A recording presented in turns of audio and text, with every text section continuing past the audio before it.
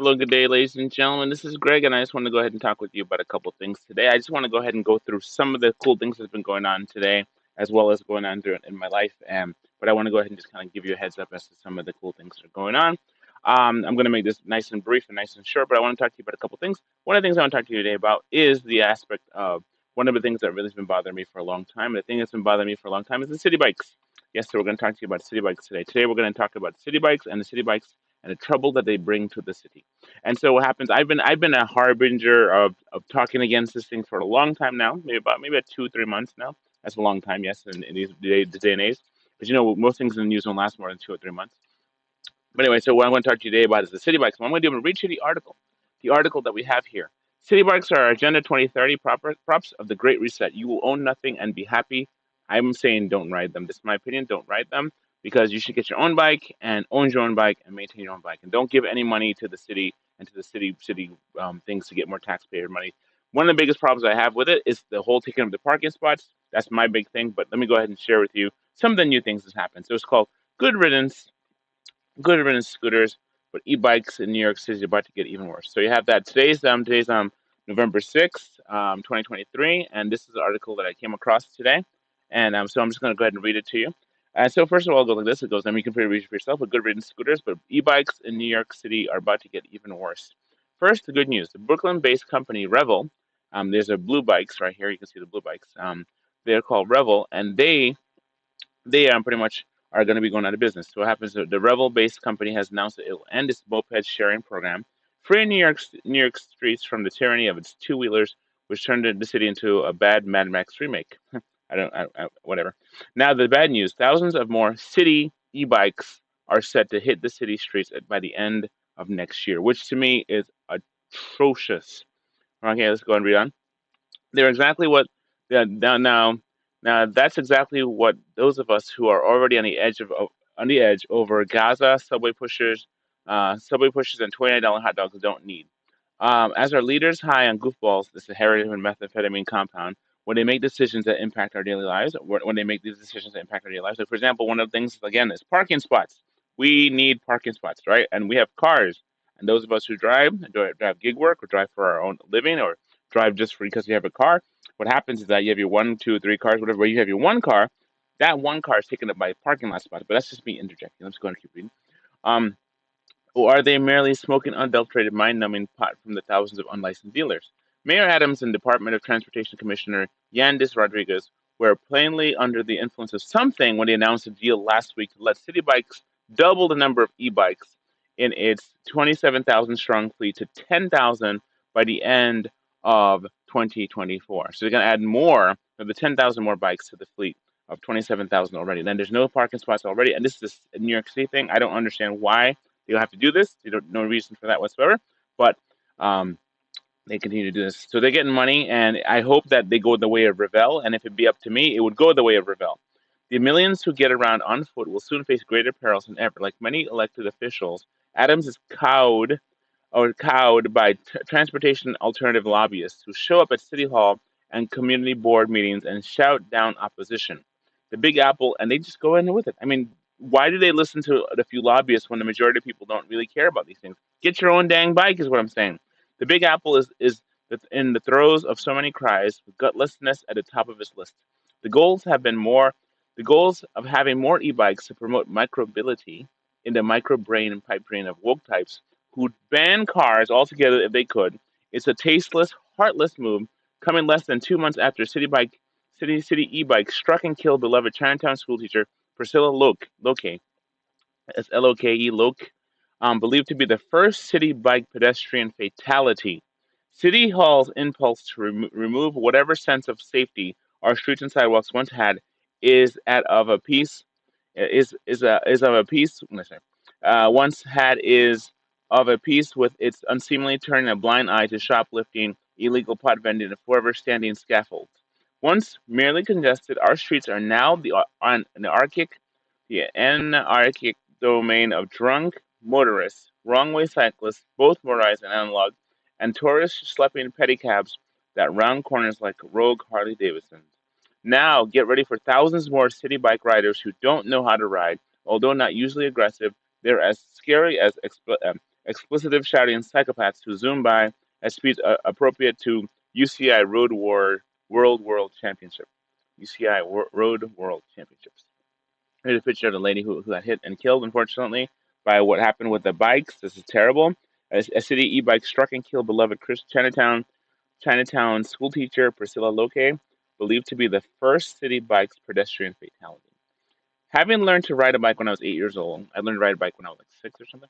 I consider myself qualified to spot those who don't belong on two wheels. Most city bikers clearly never learn how to pedal and keep their balance at the same time. Those bikes, I don't even mess with those bikes. I have my own, right? My own bike, and my family we have our own bikes.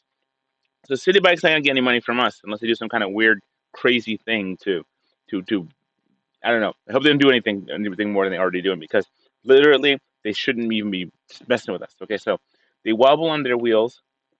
Most city bikers clearly learn how to pedal and keep their balance at the same time. They wobble on their wheels like tipsy reverends, leaving us clueless as to the next move. They start to go to your left, then to your right, only avoiding catastrophe with last minute maneuvers. As my colleague Nicole Gillianis recently pointed out, many city bike riders have no experience driving a motor vehicle or motorcycle and might not even know that moving at 18 miles per hour, which supposedly is city e-bike's top speed, is dangerous to themselves and to pedestrians. I once wrote tongue in cheek. I once wrote tongue in cheek that crossing the street was so dangerous pedestrians should have to sign legal liability release to step off a curb. And this is true. This actress, she got killed. She got unalived. Actress Lisa Baines, um, unalive after hit and run on U Upper West Side. Actress was fatally run over by a scooter. This is this was in slightly less insane times. This is May 2022, when the number of daily city bike rides was 30% fewer than roughly 126,000 today.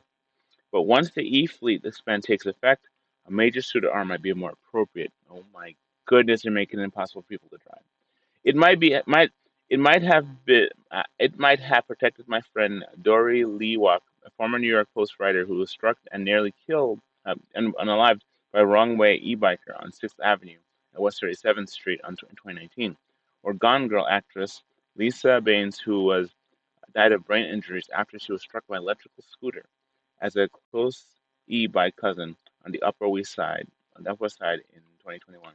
Or poor Priscilla Loke, an innocent New Yorker merely trying to cross the street, whose tragedy surely won't be the last. Watch out for y'all. Watch out, y'all, in the streets. Okay, just be careful when you go out there, because you never know what kind of madness is going to be when you run into these people on these evil bikes. Okay, these bikes are evil, and those who make them, they're evil too. Okay, that's what I'm saying. That's my piece for them for the evening. You make a bike like this, and you have people that ride these bikes, and it's supposed to be a good thing. These bikes are terrible. They're terrible bikes, and no one should ride those bikes. I don't believe anybody should ride those bikes. I think they should actually just forsake them and be done with it. I want to give a quick shout out. I have a couple things coming up. One of the things I wanted to say is that I have. Okay, yeah, this right here. This is one thing that I want to share with you. This here is, as you can see, this here is Kitty, and it's a fire alarm system. It's one of those fire warning systems. And these things could save your life. This one for the kitchen. But what happens is that we had one, right, and it died. It passed away. It was gone. It was only had it for 2 years, and what happened? We we got it from the Home Depot, and what happened was we got it to detect, let's see, in this case, detect carbon monoxide and smoke. And this is something very important when you have to do all these things. Long story short, we didn't send it back to Home Depot when it broke. We sent it back to the manufacturer, and they sent us a new one. So yes, you too can have a new one too as well, if as long as it's under the warranty.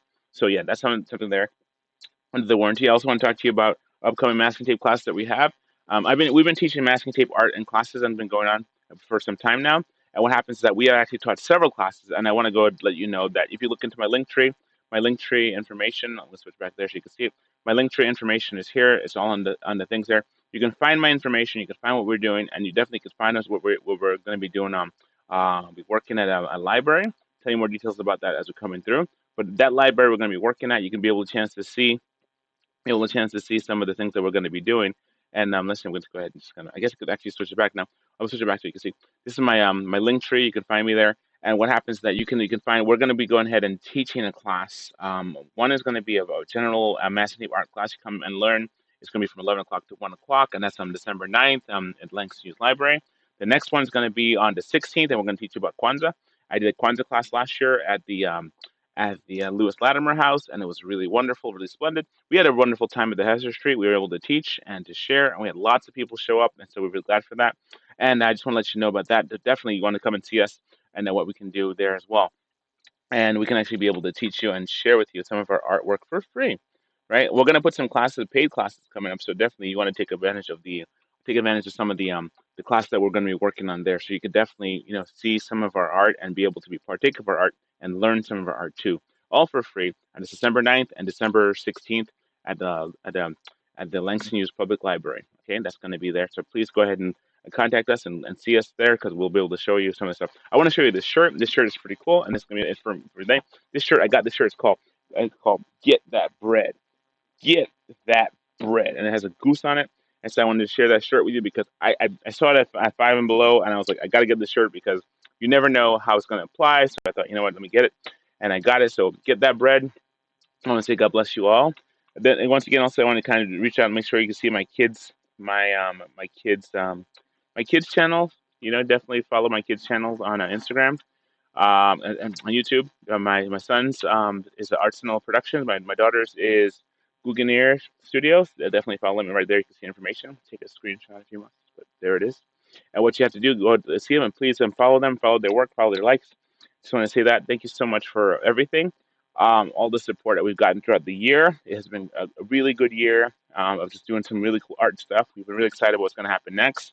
I just wanted to give you a shout out about the thing with the city bikes. Let you guys know that I can't stand the city bikes, but that's another note for that. But on the good notes, last thing I want you to remember is that definitely we have the classes coming up. Please support my kids in their artwork and what they're doing.